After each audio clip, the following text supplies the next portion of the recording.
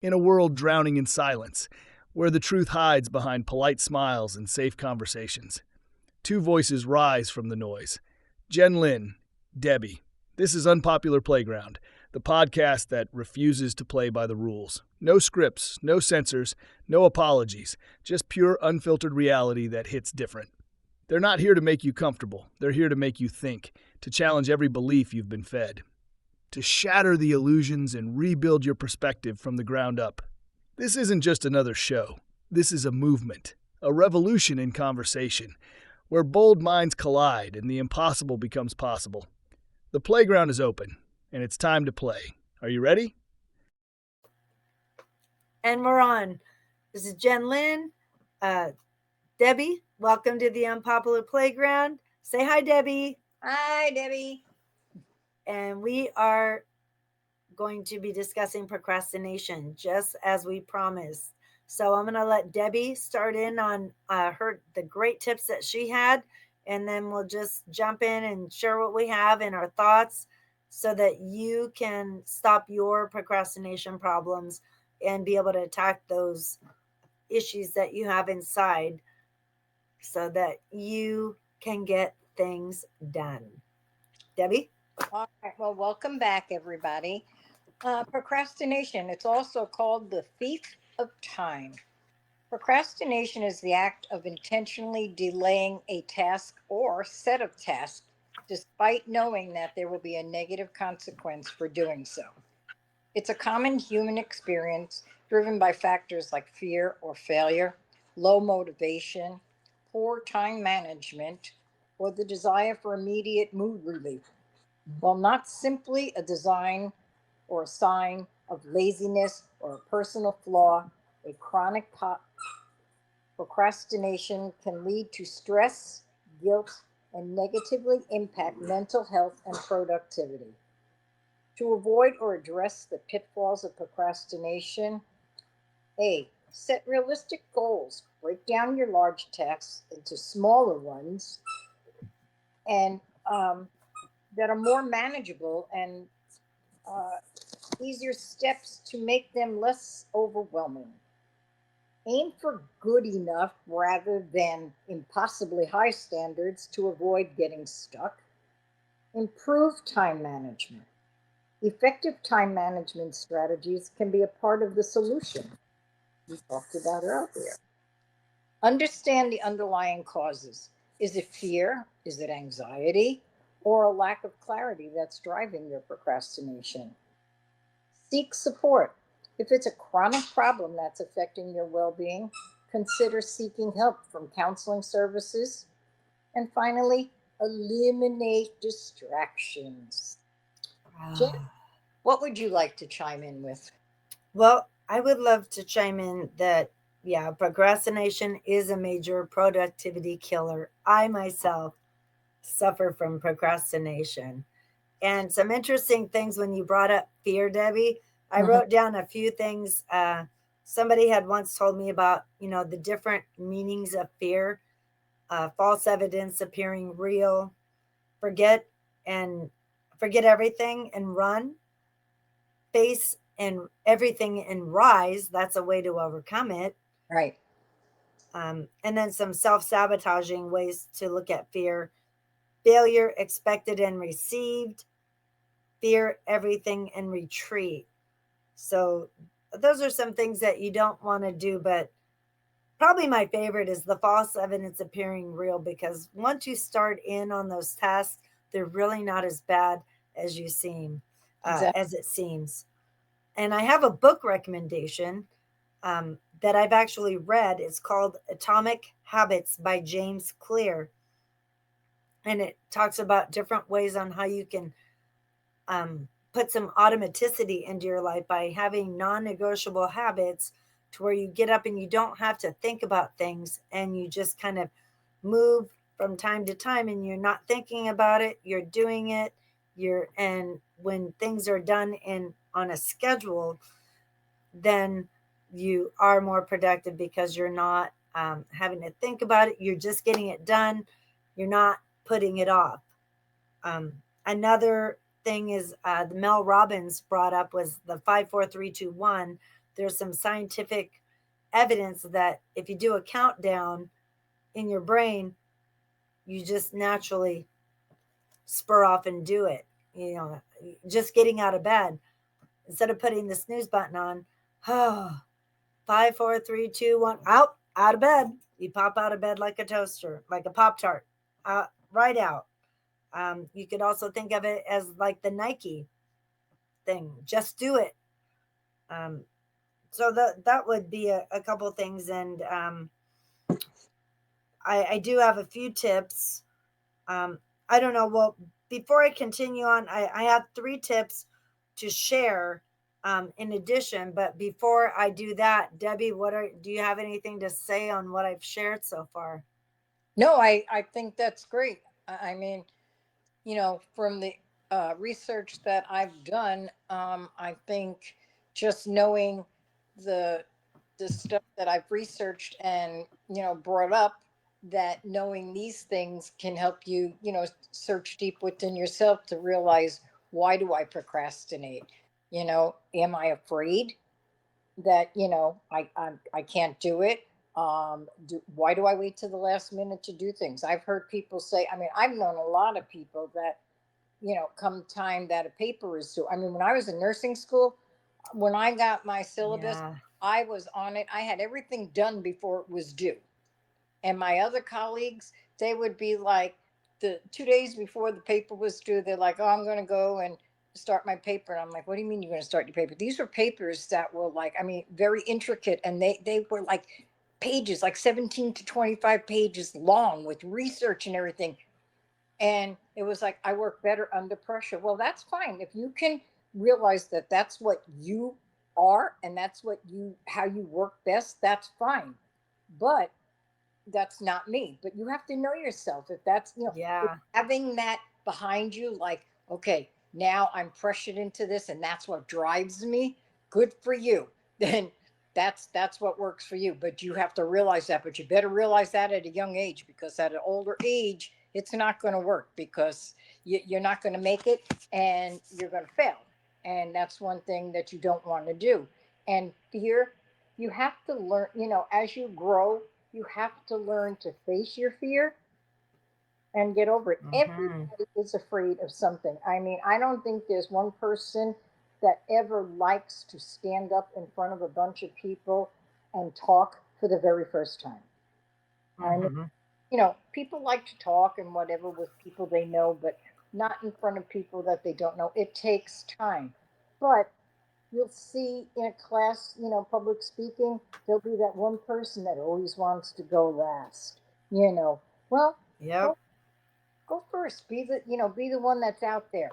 And you'll see it's not as bad as you thought it was, and then No. you don't have to judge yourself by everybody else, like, oh, I'm not as good as them. It's You got to put yourself out there. You got to, go for it and just do it, and just take take the reins, just Well, you know what that kind of reminds me of, Debbie, is I love, do you ever body surf? I'm not sure if you ever body surfed in the ocean. no boogie. And okay, like even boogie boarding. And Yep. so if you're boogie boarding or you're in the ocean at all, if you're running away from the waves, Mm-hmm. they're going to suck you back in and you'll get caught up in an undertow. And God only knows when you'll be able to get out. But I've noticed that if you dive straight into the Yeah. wave, it's nothing. Right. And it's always better to just face the problem, face the wave, Right. dive in, and it's not going to be as hard as until you wait until that coral comes over Yep. and overwhelms you and swallows you whole. Yep. And it is like you said, it's fear. It's an emotion that you don't want to face. It's a psychological thing. It's an emotion that you don't want to face that makes you procrastinate. And after a lot of studying about that, that's 100% true. Yep. Not dealing with anything. It's not the 11th hour. It's not that I work best in the 11th hour. I've done it because I've had to. Maybe I'm dealing with other things that so many responsibilities that sometimes you have to put things off to the end. But a lot of times, if you chunk them out little by little, like you were saying, as you go along, when that 11th hour comes, you're not going to have as much to do as if you wait until the last minute, because sometimes that last minute doesn't come because you don't even have that 11th hour, because maybe you'll have an accident. Maybe, oh, gee, I have, you have to stop and fill up your gas tank. So you're not going to have that extra time to work on that report because you have to get to work. And that time, oh, wow, you didn't fill up your gas tank. You delayed doing that. So that's going to take some time. Oh, traffic. So there goes that 11th hour of you not getting that thing done. Whereas if you would have chunked it out little by little, you could have, I mean, any little bit that you can do. And that, like I said, that book Atomic Habits is going to help you. There's another, so the top 3 tips, one that I thought was really interesting, Debbie, is called a 2-minute rule. If it's under 2 minutes, you do it immediately. You don't put it off. Yeah. But if it's over 2 minutes, one thing, do one thing, write one sentence, pull the laptop out, you're that much closer to your goal. It's like running a race. He's like, oh, you only have 2 minutes. It's remember that game, red light, green light, Yeah. and you keep going while it's green, and then when it's red, you stop right where you're at. Yep. And as long as you maintain your focus and your balance, you don't have to go back to the beginning. But if you get distracted, that ping, you answer that email, you answer whatever, anytime during that time, you get to go back to the beginning. Exactly. But, so that could be a way to think about it too. I know everybody knows red light, green light. Oh, yeah. The second one is, in addition to what you were saying with, what was it? Little by little chunking your things up. Another way is time blocking your focus. What I do, they're called Pomodoros. I don't know if you've ever heard about that, Debbie, but they're 4 30-minute periods to where you work on one task during a 30-minute period. And during each of those 4 sessions, you got 4 separate tasks, and that's all you do. So like if I'm going to do a Pomodoro, maybe one 30-minute session, I'm going to open all those envelopes that I didn't open up. Another 30-minute session, I'm going to download podcasts. That's all I'm going to do.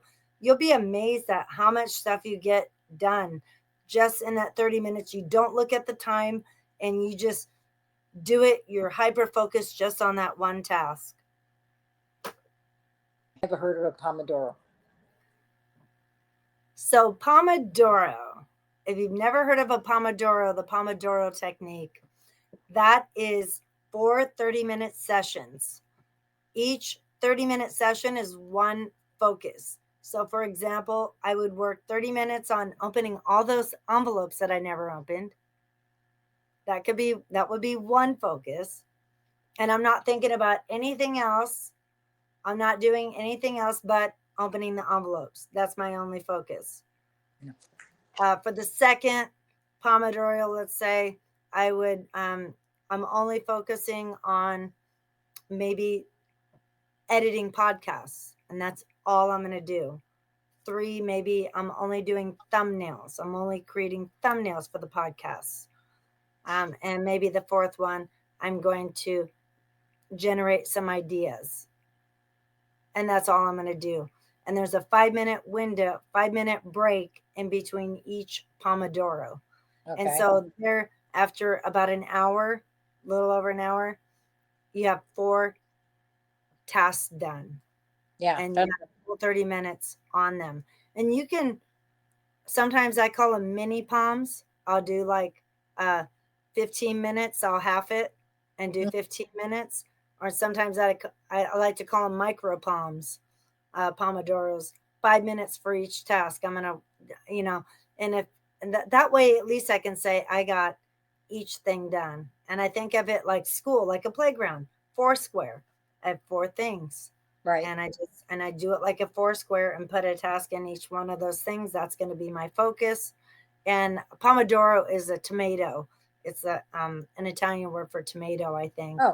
And that's where they get that word Pomodoro, because remember those tomato timers? the timers, the kitchen timers that used to be in the shape of a tomato. Sometimes they have eggs or whatever. So I think that's where that came from. Oh, okay. That was interesting. So you just have that one focus and you block all your distractions.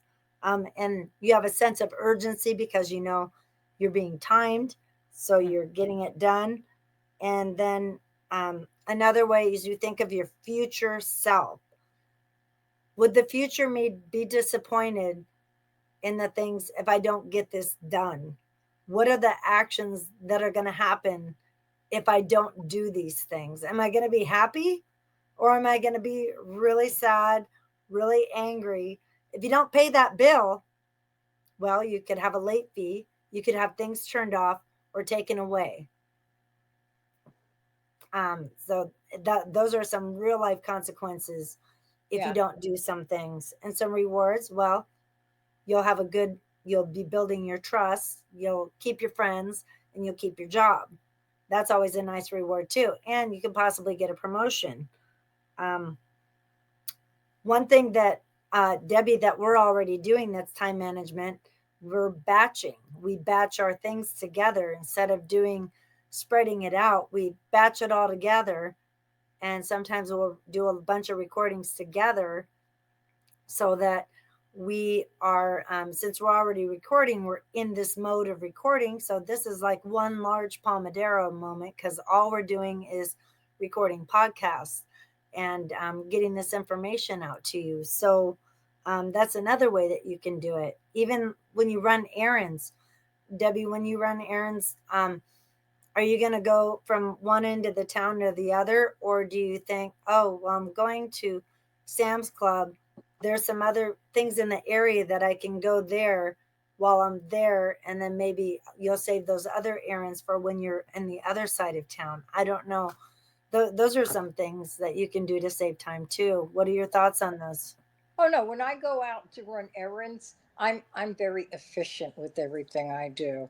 So when I go, I plan, and it's I go the furthest out for what I have to do, like prescription or whatever, and then I make my, so then I'll hit there, I'll hit the shopping mall, I'll come back, and I'll do everything in one day.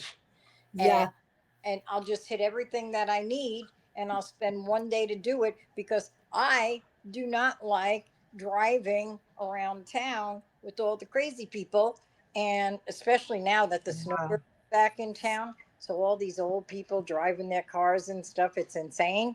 So yeah, Yes. I do everything in one day and then I'm done. And then if I want to just run out to like a little tiny place or a dollar store or a Sam's Club or what, that's right close to where I am. So Right.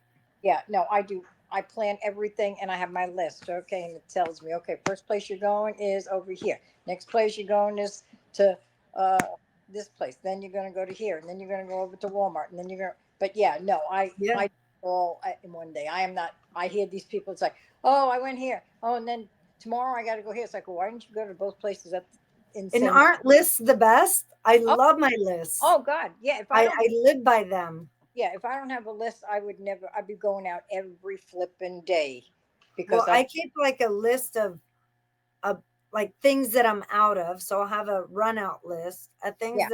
things that of errands list of things that I need to go Hmm. be or whatever, like your master list that you were talking about.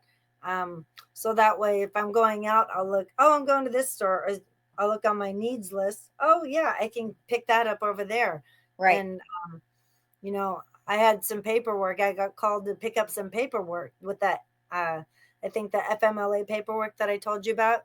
But Yeah. it's like, well, I'm not going to go pick that up today. I already have an appointment uh, next Wednesday. So I'm just going to pick it up. And it's right next door. So I'm Right. not picking it up today. I'm going to wait until I have that appointment and pick it up when I'm already in the area. So Yeah. I'm not Why? wasting a Yeah. trip. That's my And thing. it's wasting I, gas. I'm Exactly. I'm saving on my car. I'm saving on the gas. I'm saving on my life. So it's like, Yeah. yeah. No, I'm very. I mean, when it comes to time management and all this other stuff, this is a great category for me because I am very proficient with my time. Yeah, it's perfect. Well, then the only other two things that I had for procrastination was there's a term, I don't know if you've heard of it, called eat the frog, do the hardest thing first, focus on your progress. And you've already mentioned, don't focus on the perfection, but focus on the actual progress of it, of Yeah. focus on the progress, not the perfection. Right. Don't always be striving for perfection. Just start out with good enough and then go from there. Because if you Because strive, half of something is better than nothing. right, if you want to be perfect, I mean, I'm sorry, but there's nobody on this earth that is perfect. So if you strive to be like good enough and then you work at it, eventually you will become near perfect. But if you strive to be perfect, you're going to kill yourself. And if you think that you have to be perfect the first time, you're never going to get started. No. If that were the case, we wouldn't be doing this podcast. That's right. So we're, I think we're going to look back on these podcasts and giggle a lot, because they'll be so ghetto compared to as we get better. Oh, they're better from the first ones we started. Oh, 100%. Yeah. Everyone's are getting better. The formatting, as I become better in editing and things like that. So it's a work in progress. But I think if we would have expected to be perfect going out, I wouldn't have even started. Oh yeah. So I'm excited. Remember, I didn't even talk on these. I know. Look at you. Look at me. And we're doing video. I know. Sorry. I got my chest cold still, so I'm trying really hard not to cough. Okay. Well, I think I'm doing good. Topic, that's all I have for this. Pretty much hit all the points we wanted. And so I would say until next time, stay focused.